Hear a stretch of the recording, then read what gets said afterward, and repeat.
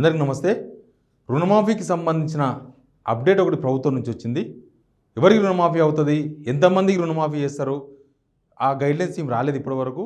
ఇంకొక 2 డేస్లో రుణమాఫీకి సంబంధించిన గైడ్లైన్స్ ఇస్తామని ప్రభుత్వం చెప్పింది. మరి కసరత్తు నడుస్తున్నట్టుగా చెప్తున్నారు. దానిలో ప్రధానమంత్రి కిసాన్ యోజన కింద ఉండే రైతులు ఆ కటింగ్స్ అని పోతాయా, లేకపోతే ఇంకా వీళ్ళు కొత్త కొత్త రూల్స్ తీసుకొస్తారా, రేషన్ కార్డు ఉన్న వాళ్ళకే అంటారా, కుటుంబంలో ఒక్కరికే అంటారా, ఇంకా రకరకాలు చాలా ఉన్నాయి నిబంధనలు. బట్ దానికి కావాల్సిన 31,000 కోట్లను ఒక ప్రాథమిక అంచనా వేసారంట కదా. ఇప్పుడు ఫైనల్గా ఈ కండిషన్స్ బయటికి చెప్తలేరు, కానీ వాళ్ళ దగ్గర ఉన్నాయి. వాళ్ళ దగ్గర ఎవరికి ఎలిజిబుల్, ఎవరికి ఇవ్వాలి, వీలైనంత ఎక్కువ మందికి కట్ చేయాలనేది ప్రభుత్వం స్కెచ్. అట్లా కట్ చేయంగా మంత్రి ఎవరైనా పొంగులేటి శ్రీనివాసరెడ్డి గారు ఏదో చెప్తున్నారంట. 31,000 కోట్లు కూడా ఏం కాదు, ఇంకా తక్కువనే అవుతుంది. 25,000 కోట్ల లోపలనే రుణమాఫీ అయిపోవచ్చు అనేది ఒక అంచనా నడుస్తుందంట ప్రభుత్వంలో. అంటే 31,000 యాక్చువల్గా 45,000 కోట్లు, నిజానికి 45,000 కోట్ల రూపాయలు అయితే తప్ప అందరికీ రుణమాఫీ కాదు. వీళ్ళు 1,00,000 రూల్స్ తీసుకొచ్చి పెడితే అది లాస్ట్కు 35,000 కోట్లకు వచ్చింది. 35,000 కోట్లకి వెళ్ళి మళ్ళీ ప్రధాని కిసాన్ యోజన కింద స్కీమ్ దానిలో అప్లై చేసుకున్న వాళ్ళకే, అంటే 2018 వరకు కిసాన్ యోజనలో అప్లై చేసిన తర్వాత అప్లికేషన్ లేదు. మరి ఈ 4 సంవత్సరాల 5-6 సంవత్సరాలు అవుతుంది. కాబట్టి చాలామంది అక్కడ కట్ అయిపోయి లాస్ట్కి అది 31,000 కోట్ల కాడికి వచ్చింది. ఇప్పుడు 31,000 కోట్ల కాడ నుంచి 25,000 కోట్లకు వచ్చింది. బహుశా పైసలు అడ్జస్ట్మెంట్ బట్టి అది 25,000 కోట్లు అవుతుందా, 20,000 కోట్లు అవుతుందా, మ్యాక్సిమం రైతులను కట్ చేసే ప్రక్రియ ఒకటి నడుస్తుంది. దానికి సంబంధించింది డబ్బులు వీళ్ళు ఏం చెప్తున్నారంటే అది ఎంతవరకు కరెక్టో తెలియదు. నేను ఫస్ట్ నుంచి చెప్తున్నా, పిల్ల పుట్టక ముందే కుళ్ళ కుట్టడం అంటారు అండి. అట్లాంటి పరిస్థితి. డబ్బులు లేవు చేతిలో, వీళ్ళ గైడ్లైన్స్ రెడీ కాలేదు. ఎంతమంది రైతులు ఏం కథనో ప్రభుత్వం నుంచి, బ్యాంకుల నుంచి డేటా మాత్రం తీసుకున్నారు. ఆ లెక్కలు ప్రభుత్వం దగ్గరనే సీక్రెట్గా పెట్టుకున్నారు. మేము ఆల్రెడీ రూల్స్ మీద చర్చించామన్నారు, ఇప్పటిదాకా బయటపెట్టలేదు. దాదాపు 15 రోజులు అయిపోయింది క్యాబినెట్ మీటింగ్ అయిపోయి. ఇప్పుడు ఏమంటున్నారంటే డబ్బులు కావాలి కదా 31,000 కోట్లు, ఇప్పటికి 10,000 కోట్ల రూపాయలు సర్ది పెట్టామని చెప్తున్నారు.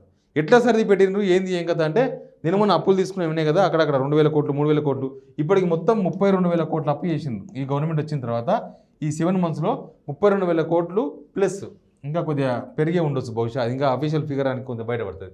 32,000 కోట్ల రూపాయలు ఇప్పటిదాకా అప్లై చేసిందని చెప్తున్నారు కదా. ఆ 32,000 కోట్ల రూపాయల్లో 10,000 కోట్ల రూపాయలు దాచిపెట్టినాం అనే ఒకటి చెప్తున్నారు. నిజంగా దాచిపెట్టినరా, ఇంకేం చేసిండ్రో ఏం చేసిండ్రో తెలియదు, ఎన్ని పైసలో తెలియదు.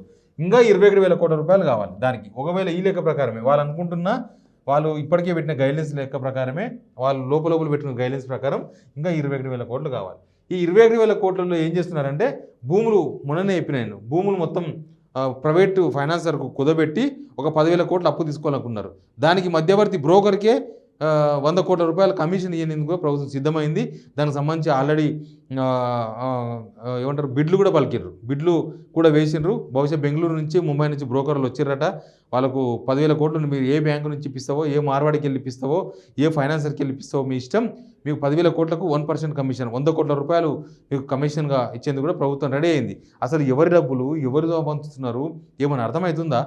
ఎవరి డబ్బులు ఇవన్నీ? 100 కోట్ల రూపాయలు ఏమన్నా ఆయనింటికి వెళ్ళి ఇస్తాడా, ఈయనింటికి వెళ్ళి ఇస్తాడా? అవన్నీ అప్పు కిందనే ఉంటాయి. అవన్నీ కూడా మన డబ్బులనే. బ్రోకర్కి 100 కోట్లు బ్రోకర్కి ఈయనకి సిద్ధమైనారంటే ఇంకా అర్థం చేసుకోవాలి. ఇంకా మన భూములు ప్రైవేట్ ఫైనాన్సర్ కింద ఇచ్చిన తర్వాత, గవర్నమెంట్ భూములు ఇచ్చిన తర్వాత ఆ భూములు మళ్ళీ చేతికి వస్తాయా, లేకపోతే అంతా అయిపోయిన తర్వాత మళ్ళీ లీడర్ల చేతులకు పోతాయి అనేది కూడా ఒక అనుమానం ఉంది. ఎందుకంటే ప్రైవేట్ ఫైనాన్సర్స్ వాళ్ళు మాటకేసి తీసుకొని లోన్ ఇస్తారు, కట్టకపోతే ఏం చేస్తారు, అవి వాళ్ళ వశం అవుతాయి. రేపు నాడు బలంగా ఉండే పొలిటీషియన్స్ ఉంటారు కదా, బలవంతులు, బెదిరించగలిగే పొలిటీషియన్స్, వాళ్ళ ఫైనాన్సర్ బెదిరించి ఆ భూములు వాళ్ళు తీసుకునే అవకాశం ఉంది. ప్రభుత్వ భూములు డైరెక్ట్ తీసుకోకుండా అక్కడ ఫైనాన్సర్ నుంచి తీసుకుంటారు. అంతా లీగల్, బయట ఇల్లీగల్ ఏం కనబడదు. అట్లాంటి ప్రబుద్ధులు కూడా రాజకీయ నాయకులు ఉంటారు కదా, కొంతమంది ఉంటారు అట్లాంటి వాళ్ళు బలవంతులు అంటున్నారు. అందుకే అందరు రాజకీయ నాయకులు బలవంతులు కాదు, కొందరు రాజకీయ నాయకులు అంత పనిచేసేంత ప్రబుద్ధులు ఉంటారు, అంత బలవంతులు ఉంటారు. కాబట్టి ఆ స్కెచ్ ఏమైనా ఉందేమో అనుమానం ఆల్రెడీ ఉన్నాయి. సరే అది ఏం జరుగుతుందో చూద్దాం, తర్వాత అవి కూడా బయటపడతాయి. ఏది నిజం దొంగతనం ఆగదు కదా అట్లా. ఇప్పుడు ఏంటంటే కేంద్ర ప్రభుత్వం చేతిలో ఉంది. రుణమాఫీ చేయడమా చేయకపోవడమా, రుణమాఫీ అవుతుందా లేదా అనేది కేంద్ర ప్రభుత్వం ఒప్పుకునే దాన్ని బట్టి ఉంటుంది. హామీ ఇచ్చిందేమో ఇక్కడ కాంగ్రెస్ వాళ్ళు, హామీ మీద ఓట్లేసిందేమో సీఎం రేవంత్ రెడ్డి గారు, ఫైనాన్స్ మినిస్టర్ ఏమో బట్టి విక్రమార్క గారు. కానీ అది ఢిల్లీలో ఉంది తాళం. ఢిల్లీ వాళ్ళు పర్మిషన్ ఇస్తే తప్ప ఈ భూములు లేకపోతే మిగతా లోన్స్ అవన్నీ తీసుకునే అవకాశం లేదు. ఎందుకంటే మనకుండే ఇన్కమ్ బట్టి, ఇప్పుడు ఎవరైనా లోన్ తీసుకునే ఎంత ఉంటుంది, నాకు ఒక 20,000 జీతం అనుకోండి, నాకు లోన్ తీసుకునే ఎంత ఉంటుంది, దానిలో సగం వరకే బ్యాంకు 10,000 వరకు ఈఎంఐ వరకే 10,000 ఈఎంఐ ఉండే వరకే లోన్ ఇస్తారు, అందుకు మించి ఇయ్యరు.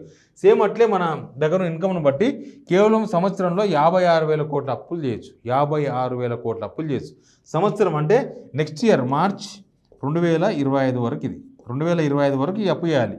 అప్పులు దేనికోసం చేయాలంటే, ఏ గవర్నమెంట్ అయినా అప్పు దేనికోసం చేయాలంటే ఇన్ఫ్రాస్ట్రక్చర్ కోసం, ఒక కంపెనీ ఎస్టాబ్లిష్మెంట్స్ కోసం, ఒక రోడ్డు వేయడానికి, ఒక వంతెన కట్టడానికి, ఒక బ్రిడ్జ్ కట్టడానికి, ఒక ప్రాజెక్ట్ కట్టడానికి, ఇట్లా జనాలకు అవసరమయ్యే, జనాలకు ఆస్తి, తెలంగాణకు ఆస్తిని కూడా పెట్టడానికి అప్పులు చేయాలి. కానీ ప్రస్తుతం ప్రభుత్వం ఈ 32,000 కోట్లు చేసింది దేనికోసం కాదు, దేనికోసం ఖర్చు పెట్టినో కూడా తెలియదు. నేను గతంలో కూడా చెప్పిన, అసలు ఒక స్కీమ్ అమలు చేసింది కాదు. ఆర్టీసీ ఫ్రీ స్కీమ్, దానికి డబ్బులు ఇచ్చేది లేదు, రెగ్యులర్గా డబ్బులు ఇచ్చేది లేదు. ఆరోగ్యశ్రీ అది రెగ్యులర్గా యూజ్ ఉండదు, రెగ్యులర్గా హాస్పిటల్స్కి డబ్బులు కట్టేది ఉండదు. సిలిండర్లు సగం సగమే ఇచ్చిండ్రు, కరెంటు సగం సగమే ఇచ్చిండ్రు. ఇంకెవరికి ఉన్నాయి? ఇంకేం స్కీమ్స్ అమలు చేసిండ్రు? డబ్బులతో ముడిపడిన ఏ స్కీమ్ కూడా ఇప్పటిదాకా అమలు చేయలేదు. 4,000 రూపాయలు పెన్షన్ చేయలేదు. ముసలోళ్ళకు పాపం 100 రోజుల్లో ఇస్తామన్నారు, 100 రోజులు అయిపోయింది. ఎలక్షన్ కోడ్ అన్నారు, ఎలక్షన్ కోడ్ కూడా అయిపోయింది. ఇప్పుడు సపడలేదు. ఇప్పుడు బడ్జెట్ అంటున్నారు, మళ్ళీ బడ్జెట్ అయిపోయిన తర్వాత చూడాలి అది ఎంత మాట ఉంటుందో. అట్లా డబ్బులతో ముడిపడిన ఏ స్కీమ్ కూడా అమలు చేస్తలేదు. ఇట్లా 56,000 కోట్ల రూపాయలలో ఆల్రెడీ వీళ్ళు ఇది ఎప్పటిదాకా వాడాలంటే మార్చి 2025. ఇది ఏ నెల? ఇది July, August, September, October, November, December, జనవరి, ఫిబ్రవరి, మార్చ్, 8 నెలలు వాడాలి.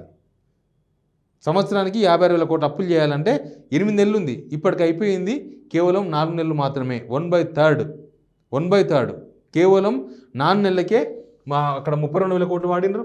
ప్లస్ ఇప్పుడు 10,000 కోట్లు ఇది ఉంది కదా, ఈ భూమిని అమ్మితే వచ్చేది కదా 10,000 కోట్లు, ఇది కూడా అప్పే కదా, ఎవరైతే మళ్ళీ మన డబ్బులే కట్టాలి కదా. ఈ 10,000 కోట్లు కూడా దీనికే జమ చేస్తే మొత్తం 42,000 కోట్లు అయిపోతుంది. ఇప్పుడు ఏమంటారంటే గవర్నమెంట్, సెంట్రల్ గవర్నమెంట్ పర్మిషన్ ఎందుకు అవసరం పడ్డదంటే, సంవత్సరం వాడాల్సిన అప్పును, సంవత్సర కాలంలో తీసుకోవాల్సిన అప్పును, మార్చి 2025 వరకు తీసుకోవాల్సిన అప్పును ఇప్పుడే మొత్తం తీసేసుకుంటామంటే సెంట్రల్ గవర్నమెంట్ పర్మిషన్ కావాలి. ఎందుకంటే దాన్ని మళ్ళీ కట్టాలి, ఈఎంఐస్ కట్టాలి, ఇంట్రెస్ట్ కట్టాలి, ఇవన్నీ చాలా ఉంటాయి. ఇవన్నీ గట్టికే ఇన్కమ్ ఏడ ఉంది అనేది ఇంపార్టెంట్. ఇన్కమ్ సోర్స్ ఏం లేదు. ఇన్కమ్ సోర్స్ కొత్తగా ఒక దగ్గర ఇక్కడ ఇన్కమ్ పెరిగింది, పలానా దగ్గర రెవెన్యూ పెరిగింది అని చెప్పడానికి ఏం లేదు. కేవలం బెల్ట్ షాపులు పెరిగినట్టుగా నిన్న ఎవరు చెప్తున్నారు? కిషన్ రెడ్డి గారు చెప్తున్నారు. బీజేపీ రాష్ట్ర అధ్యక్షుడు. రేవంత్ రెడ్డి ప్రభుత్వం వచ్చిన తర్వాత, కాంగ్రెస్ ప్రభుత్వం వచ్చిన తర్వాత బెల్ట్ షాపుల సంఖ్య పెరిగిందట. బహుశా అందుకేనేమో 32,000 కోట్లు సంవత్సరానికి వచ్చే ఈ మందు వల్ల వచ్చే ఆదాయము 45,000 కోట్లు టార్గెట్ పెట్టుకుంది ప్రభుత్వం. అంటే బాగా తాగండి, ఊగండి, మాకు డబ్బులు వస్తాయి, తాగపోతే రావు కదా. కాబట్టి 45,000 కోట్లు టార్గెట్ పెట్టుకున్నదంట. కిషన్ రెడ్డి గారు చెప్పిన లెక్క ప్రకారం బెల్ట్ షాపులు కూడా విరినాయని చెప్తున్నారు. అట్లా ఈ అప్పు అంతా కూడా మొత్తం ఈ అప్పును ఈ భూముల ముందే వచ్చే అప్పులు, తర్వాత ఇక ముందు తీసుకునే అప్పులు ఈ అప్పు కింద చూపొద్దంట. అంటే మీ లిమిట్లో చూడొద్దంట. మరి లిమిట్ చూడకపోతే ఎడికేలు కడతారు, ఎడికేలు చేస్తారు, మరి డబ్బులు ఎడికేలు కడతారు, మళ్ళీ ఈఎంఐలు ఎడికేలు కడతారు. 100 కోట్ల కమిషన్ ఎవరి సొమ్ము అది? 100 కోట్ల సొమ్ము ఎవరింటి సొమ్ము, ఎవరింటికేలు కడతారు. ఇట్లా మొత్తానికి ఈ రుణమాఫీకి సంబంధించి పెద్ద కహానీ ఒకటి నడుస్తుంది. ఈ మొన్న ఢిల్లీకి పోయారు కదా వీళ్ళందరూ, బట్టి విక్రమార్క అందరూ పోయినప్పుడు ఆడ చాలామందిని కలిసి డబ్బుల కోసమే కలిసిరట. ఇదే మేము భూములు కుదబెడతాం, భూములు ప్రైవేట్ ఫైనాన్సర్ దగ్గర కుదబెడతాం, పర్మిషన్ ఇవ్వండి, అక్కడ కుదబెడతాం, డబ్బులు తీసుకుంటాం, ఆ డబ్బులు ఈ అప్పు కింద చూపకండి, లేకపోతే మేము ఇప్పటిదాకా తీసుకున్న డబ్బులు ఆ లెక్క కింద చూపకండి. ఇది పరిస్థితి. రుణమాఫీ హామీ ఇచ్చారు, అయిపోతుంది, 3 విడతలు 4 విడతలు మస్తు చెప్తున్నారు. చూస్తేనేమో ఇది పరిస్థితి.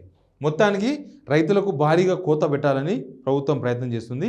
అది ఇస్తే సంపూర్ణంగా హార్ట్ఫుల్గా ఇస్తే రైతులు కూడా ఇచ్చారు కదా, కాంగ్రెస్ గవర్నమెంట్ ఇచ్చింది అని చెప్పుకుంటారు వాళ్ళు. ఇప్పుడు 2004లో సోనియా గాంధీ దేశమంతా రుణమాఫీ చేసిందని రైతులు ఇప్పటికి చెప్తారు. అది హార్ట్ఫుల్గా చెప్తారు రైతులు.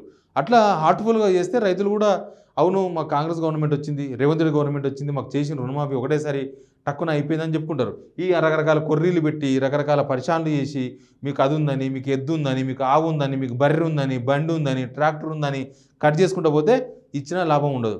100 నోము ఏమో చేస్తారు చూడు, అట్లా అయిపోతుంది లాస్ట్ పరిస్థితి. కాబట్టి రైతులు అయితే ఎదురు చూస్తున్నారు. ప్రతి రైతు భరోసా ఒకటి, రుణమాఫీ, ఈ 2 విషయంలో మాత్రం రైతులు చాలా ప్రభుత్వం వైపు చూస్తూ ఉన్నారు. ప్రతి ఒక్కరు రైతు నాకు అవుతుంది అనుకుంటున్నారు. మరి మీ రూల్స్ ఏందో, మీ గైడ్లైన్స్ ఏందో ఇప్పటిదాకా బయటకు చెప్పలేదు. మీరు గైడ్లైన్స్ వచ్చిన తర్వాత రైతుల నుంచి వచ్చే రెస్పాన్స్ కూడా మనం చూద్దాం. Please subscribe signal TV.